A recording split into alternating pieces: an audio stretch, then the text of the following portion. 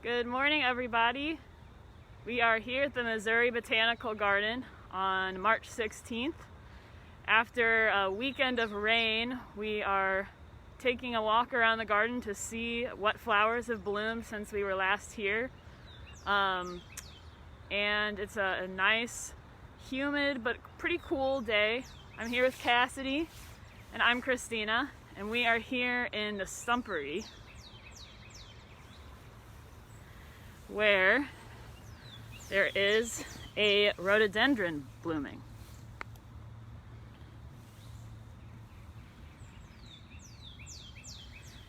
Right next to some daffodils.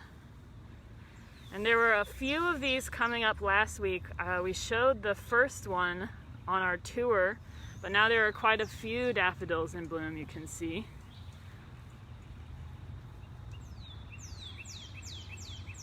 You can hear the birds are out today enjoying this weather as well.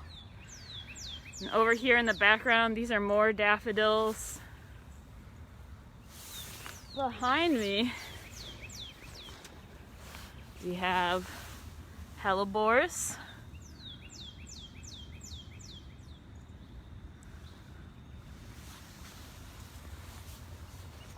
And all these little white spots that you can see over here. I'll get closer so you can really see the flower. But this is Scilla. These are a really nice early flower.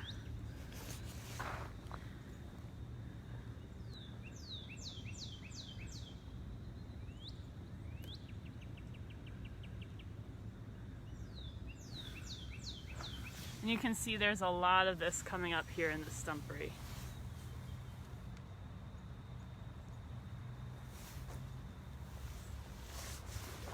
And the stumps are in full bloom too. That's right.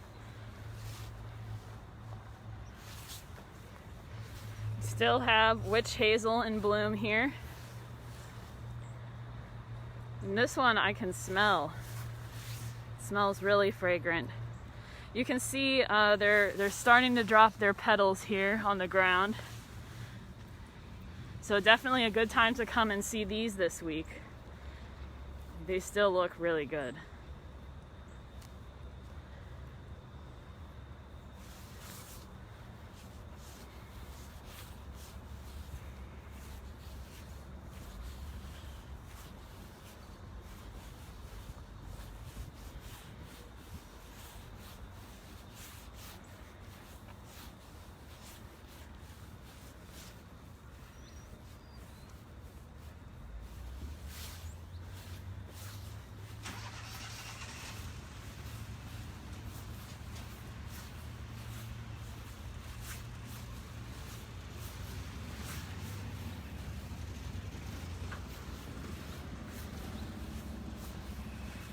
We're coming up here on this huge magnolia tree. You can see a few visitors who've found it already this morning and taking some pictures of the flowers that are starting to open.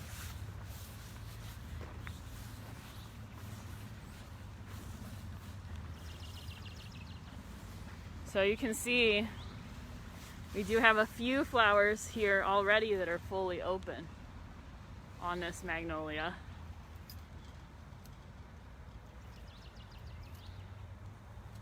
And quite a few that are about halfway there. So you can imagine, you saw the size as we were walking up on this tree.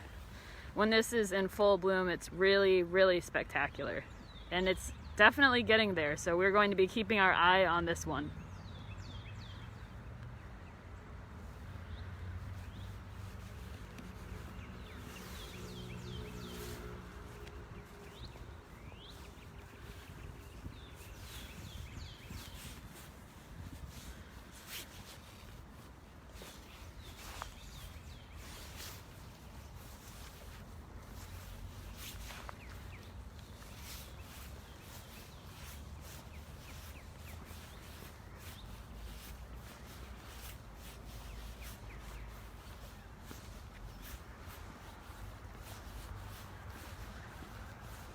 You can see peeking out over the top of the hedge maze here a couple of big yellow globes.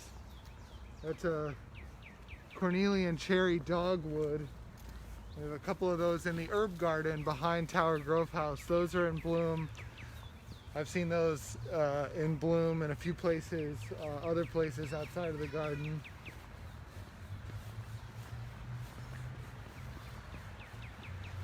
And we're gonna kind of cut past them here and walk through our formal garden. And you can see just a few tulip leaves starting to come out of the ground. No flowers yet. It's still pretty early for that.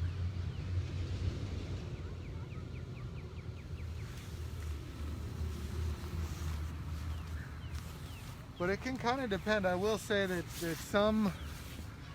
some beds get more sun than others, and the right combination of a warm day and some sunlight can really cause some of these to take off and pop open. But nothing here yet, and probably still a few more weeks before you're really seeing the show from these tulips.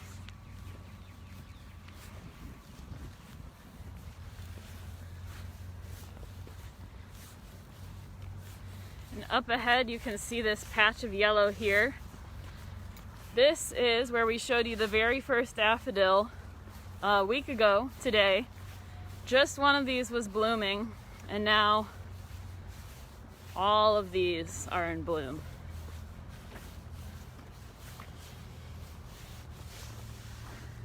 It's amazing how quickly it starts going once it's happening. Especially, as Cassidy was just saying, with a good combination of rain and sun.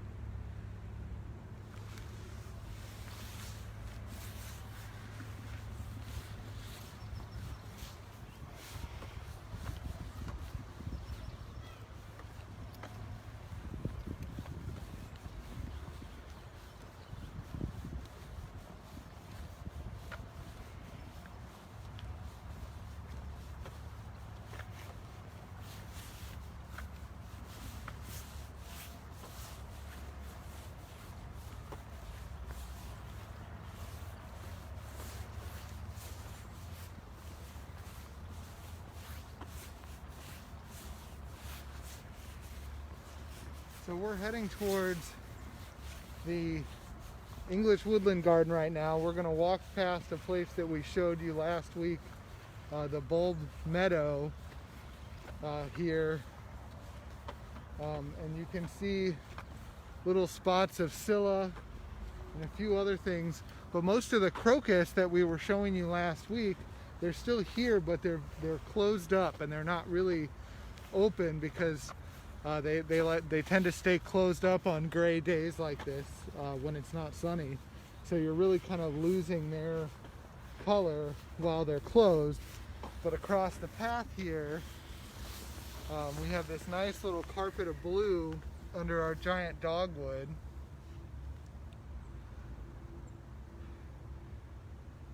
And maybe, I don't know, Kristina, can you get a little closer without getting... Sure. This is Siberian squill.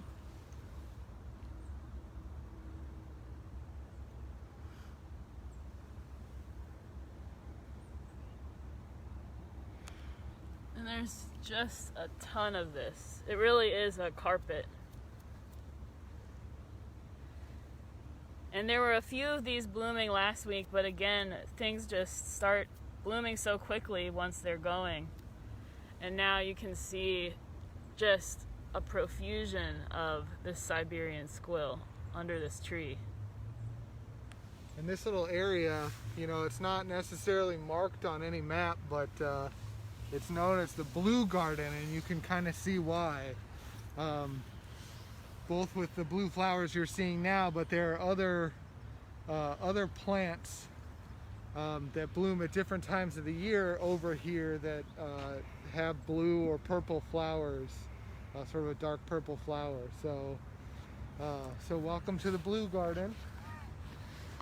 across again from the bulb meadow here, just outside the entrance to the English woodland, where you can see even more daffodils there in the distance.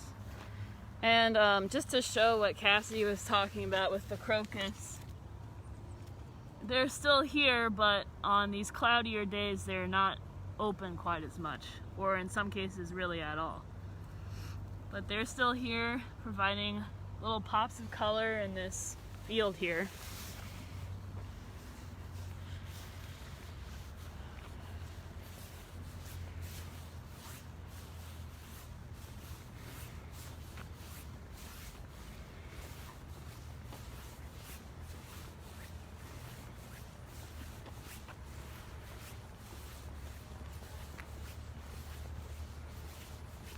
And we've touched a bit on our last couple of tours in the English Woodland Garden, showing what's in bloom here. So we're gonna make a bit of a quick trip of it through, although I can see a little azalea with a flower on it. Oh yeah. A couple flowers off in the distance, just off of the main path here.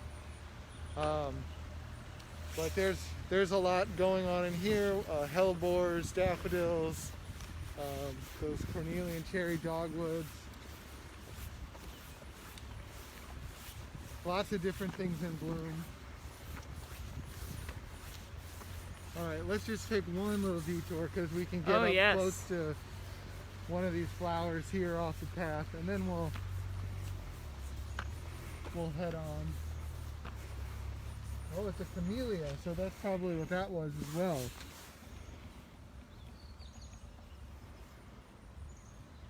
So there's a little camellia.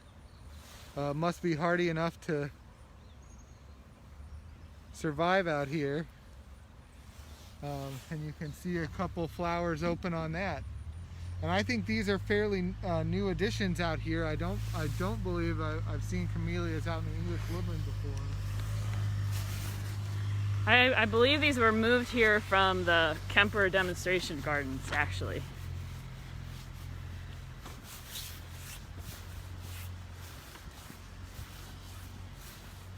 So there's our little detour. And we're going to take a little stone path here in the English woodland just to get back out to the main path. We mentioned this last week, and it's worth noting again that a lot of our outdoor spaces have been reopened. So a path like this has been closed for a long time. It's back open. So are some of the other areas that were closed at different times during the week to allow the staff to work. And we're going to show off one of those in a bit, the Chinese garden, that had been closed several days a week. So we're taking this stone path here along the creek, partly just so we can show off some more of those cornelian cherry dogwoods. In this spot right here, there's at least a half dozen that are in bloom around this pond, really just giving this nice yellow backdrop here on a path that most people haven't been able to walk for at least a year. So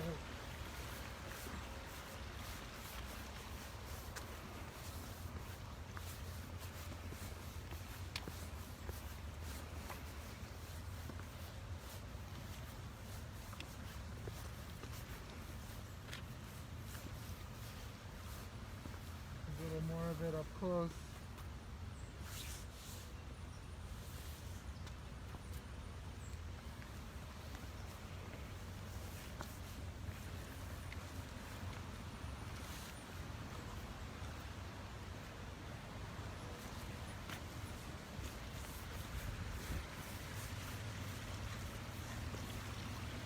On a less rainy day, this bench,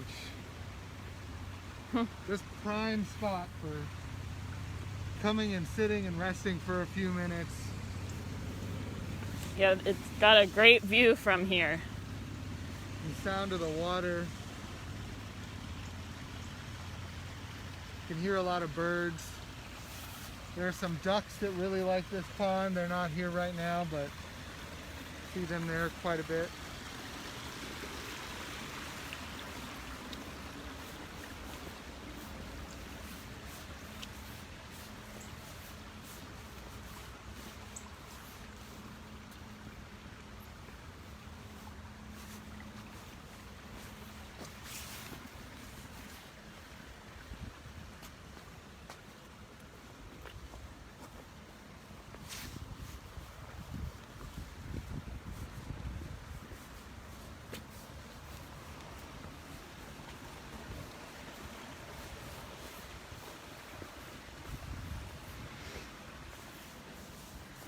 And as we're walking through the Japanese garden here, we'll mention that we are keeping our eyes on the cherry trees. There is one early cherry tree that's usually the first one to go every year in the Japanese garden that is just starting to bloom. So we're definitely a couple weeks away from peak bloom still, but we are keeping our eyes on that, and we will share updates with you. And actually, if we look to our left here, this is Cherry Hill for us, which is all the bright white Yoshino cherries that are the big show. Not a single open flower on any one of those right now, so probably 2 to 3 weeks away. You can see the buds on them are getting really swollen, so they're getting ready, but it's just not their time yet, which is not unusual. Peak bloom for us here in St. Louis with the cherry trees, typically like the last week of March into the first week or two of April. And there's nothing particularly out of the ordinary with this spring to think any otherwise. Last year, peak was March 31st, April 1st. So it's looking like we're going to be pretty close to hitting that same time frame again this year. And here you can see the leaves starting to come out here on these crab apples.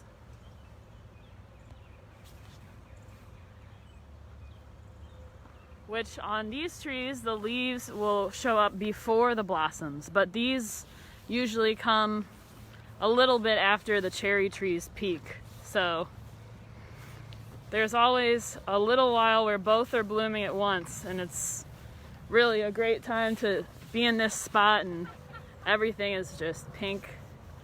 So looking forward to that time again this year.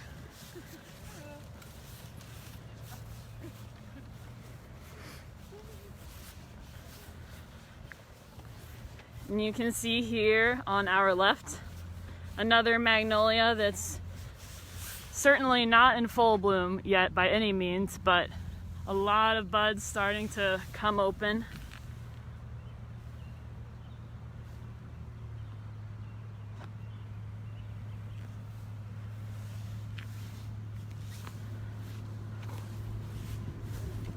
And this is one of those, we're going to head now into one of those spaces we were talking about that has been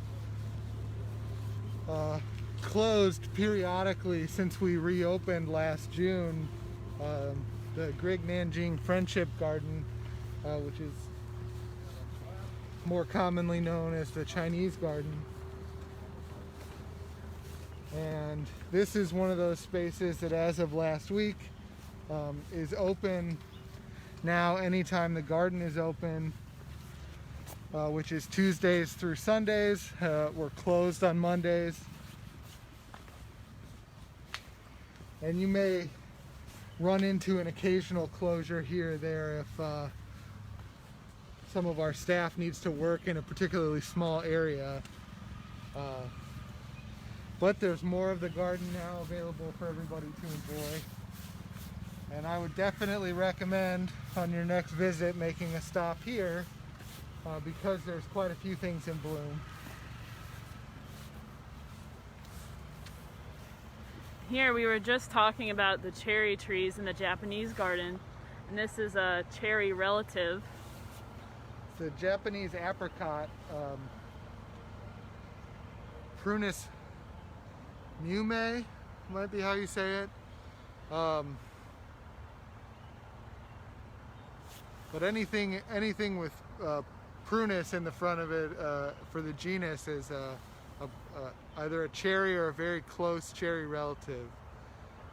And that goes for apricots, plums,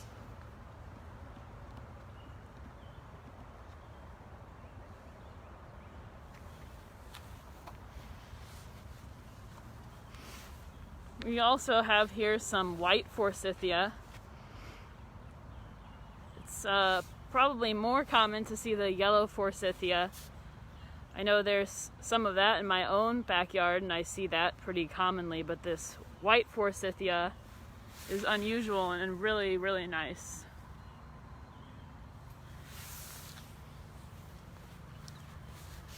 And here we have some winter jasmine in bloom.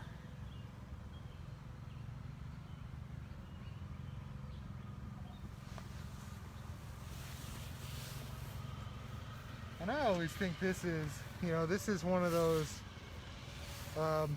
plants that just holds interest year round. This Lindera here has held onto its leaves, and they have this just really pretty coppery color with a nice contrast to all the green that's starting to come in, and also these other plants that are in flower. And actually we'll swing around to the other side because there's another magnolia in bloom here in this garden as well.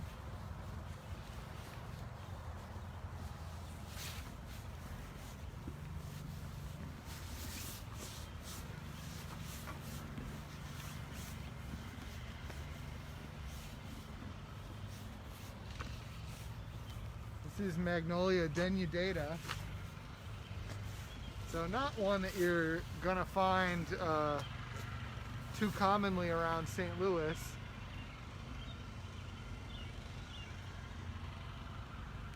In a home garden or a park landscape, this is not quite as common, and you can see the buds just starting to peek out here.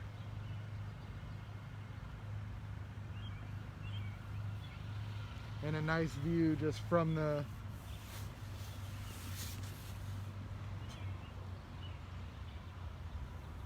kind of neat since we're here. I was wondering what all these little green lumps were. So this, I believe, is going to be butterbur, and it's in the sunflower family, and you can see it's in bloom. It'd be easy to miss. But it's nice, and that's a great name. Yeah. You can see here on the sign, butterbur. And there's just a nice clumping of them all down this little slope here heading towards the pond. So, yeah, bloom doesn't always mean big and showy like some of the things you typically think of in spring. There are lots of plants competing in many different ways for the attention of pollinators.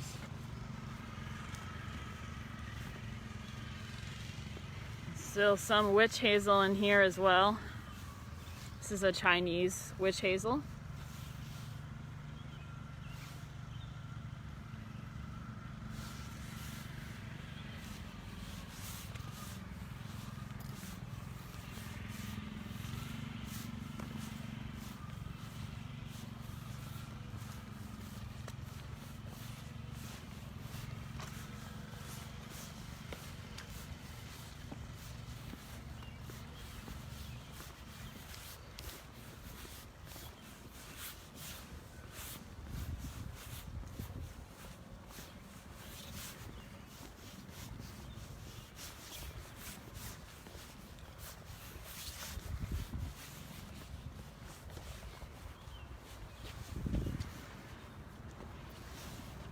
So we hope you enjoyed that walk through the Chinese garden, and just again, just to reiterate, this space is now open while the garden is open, along with all of our other outdoor spaces, with the exception of the children's garden. And you can see there are a lot of things that are in bloom or really close, and we're at that time of the year where that will change on a daily basis, especially on those warm sunny days. Just about everything will take a big leap forward when they have sun and warmth, especially after days like this where they're just soaking up all that rainwater. So would encourage you to come out and see what's in bloom now, and then come out again a week later, because everything that you see this week will be replaced or added to by something else that's in bloom. So thanks for coming along on this tour today, everyone. We hope to see you here soon, and we'll see you again virtually next week.